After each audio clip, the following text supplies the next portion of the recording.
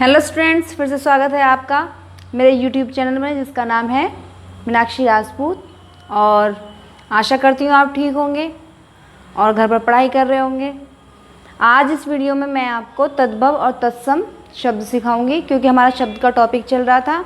और वीडियो में अंत तक बने रहिएगा। और थैंक यू उन सब्सक्राइबर्स के लिए जिसने मेरी वीडियो को सब्सक्राइब किया है। तो चलो वीडियो पूरी देखना अंत तक। तो तत्सम और तद्भव शब्द होते कैसे हैं और उनकी परिभाषा, सबसे पहले मैं उनकी परिभाषा बताती हूँ। जो तत्सम शब्द है वो दो शब्दों से मिलकर बना है, तत् प्लस में सम।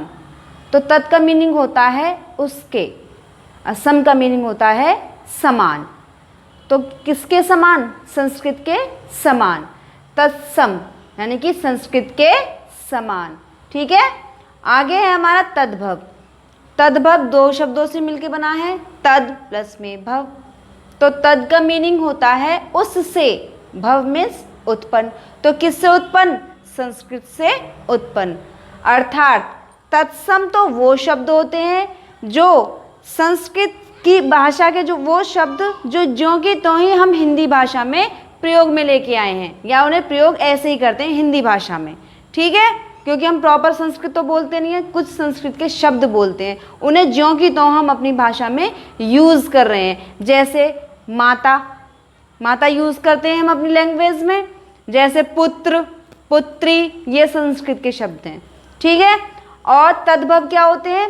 वो शब्द संस्कृत के, कौन से? संस्कृत के जो तोड़कर मरोड़कर, या उनका विकृत रूप, जो विकार उत्पन्न हुए या परिवर्तन आया जिसमें, और उसको फिर उन शब्दों को हम किस में यूज़ कर रहे हैं? हिंदी भाषा में प्रयोग में लेके आ रहे हैं। पहले हम पुत्र बोलते थे, ये तुम्हारा पुत्र है। ठीक है। या संस्कृत भाषा में पुत्र बोला जाता था। अब क्या है? पुत्र का हम पूत बोलने लगे हैं। ठीक है। तो पूत कौन सा शब्द हो गया? तद्भव। और पुत्र कौन सा शब्द है? तत्सम।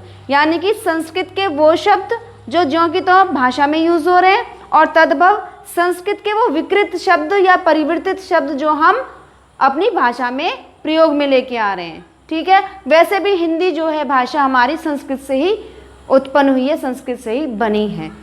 तो कुछ हमारे नियम हैं उन्हें पहचानने के। पहली बात तो हम पहचान लेते हैं कि ये संस्कृत शब्द है। मान लो ये माना मैंने कि शीर संस्कृत शब्द है, लेकिन कई बार हम इनके नाम भूल जाते हैं। यानी कि ये तद्भव है या तत्सम है, कैसे याद रखोगे मैं बताती हूँ। संस्कृत से से का शब्द निकालिए और तत्सम से से का, तो ये मैच कर रहा है, इससे पता चल जाएगा। यानी कि संस्कृत, ठीक है, से संस्कृत, से सम, यानी कि तत्सम।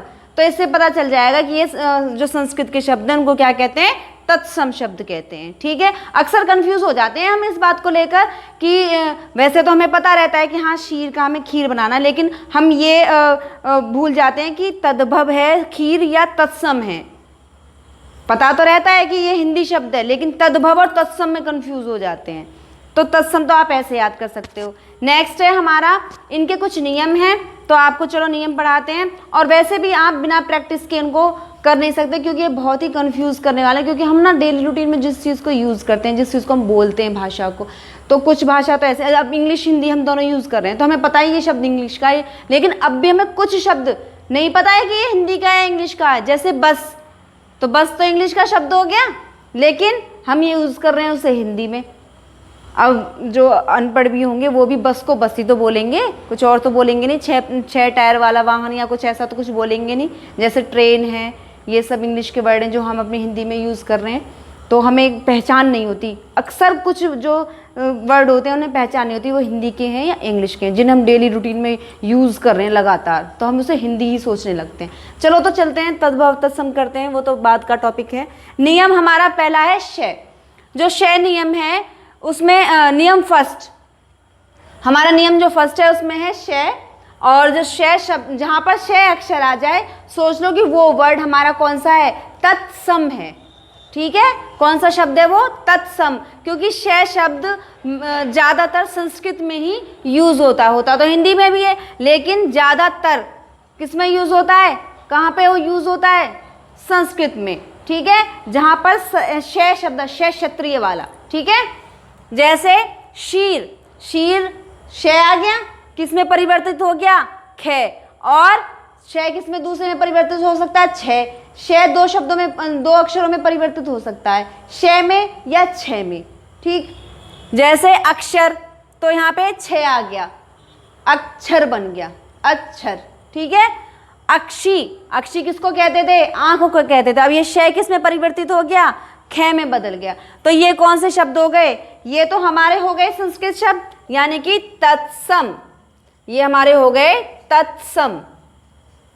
और ये कौन से हो गए? तद्भव, तद्भव। ठीक है। तो संस्कृत शब्द मैंने बताया ना कि से जिसमें आ जाए, जिस शब्द में श आ जाए, तो वो कौन से शब्द होते हैं? वो संस्कृत शब्द होते हैं। और श्योर है ये संस्कृत शब्द ही होंगे। ठीक है। जैसे क्षेत्र, तो क्षेत्र पहले खेत के लिए कहते थे, मतलब कि अब यूज करते हैं। पहले खेत को क्षेत्र कहते थे, उल्टा बोल गई हूं मैं। क्षेत्र पहले कहा जाता था, लेकिन अब का हम यूज करते हैं। अब तो कोई भी खेत को क्षेत्र बोलता ही नहीं है, कोई भी यूज नहीं करता। क्षेत्र यूज होता है अलग, मतलब कि अलग मीनिंग के लिए, जैसे ये क्षेत्र मेरा है, वो क्षेत्र उसका है। लेकिन क्षेत्र को अब जैसा कोई किसान खेत पे जा रहा है, देखो मैंने भी खेत यूज कर लिया, अब कोई क्षेत्र बोलता ही नहीं है खेत को। ठीक है, खेत ही बोलते हैं। नेक्स्ट है अक्षोट। अक्षोट में देखो छ छतरी आ गया, ये किस में परिवर्तित हो गया? ख में। तो क्या नियम है? जहां पर श आ जाए, श क्षत्रिय वाला श आ जाए, तो वो तत्सम शब्द होते हैं। और अगर वो तद्भव में बदल रहे हैं तो किस में बदलेंगे? ख में और छ में परिवर्तित होंगे। ठीक है। सेकंड नियम हमारा कि जो वे शब्द होता है, वे वक, वे जो शब्द होता है वो हमारा तत्सम होता है, यानी कि संस्कृत का शब्द होता है। और जो बै शब्द होता है वो हमारा होता है तद्भव। क्या होता है?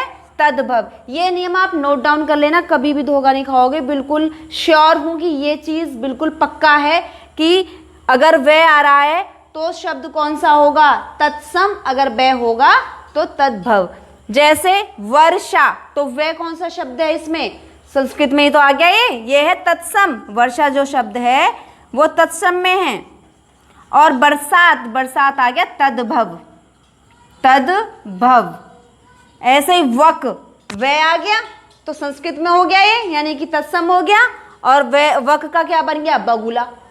तो बे इसमें आ गया, वे में किस में परिवर्तित हो गया? बे में। ठीक है। नेक्स्ट है विवाह। अब क्या कहते हैं? ब्याह, ब्याह कहते हैं ना। नेक्स्ट नियम है हमारा श। जो श षटकोण, सॉरी श शलगम वाला श, वो कौन सा है? हमारा तत्सम शब्द है। जो हमारा श है ये हमारा कौन सा शब्द है? तत्सम। ठीक है। जिसमें श आ जाए और जिसमें से आ जाए वो कौन सा है? तद्भव। श और से प्रोनाउंसिएशन में बहुत फर्क है। श और से दोनों बोलने में हमारी जीभ का और हमारे होठों का मतलब कि नियम बदल जाता है या उसका कार्य बदल जाता है।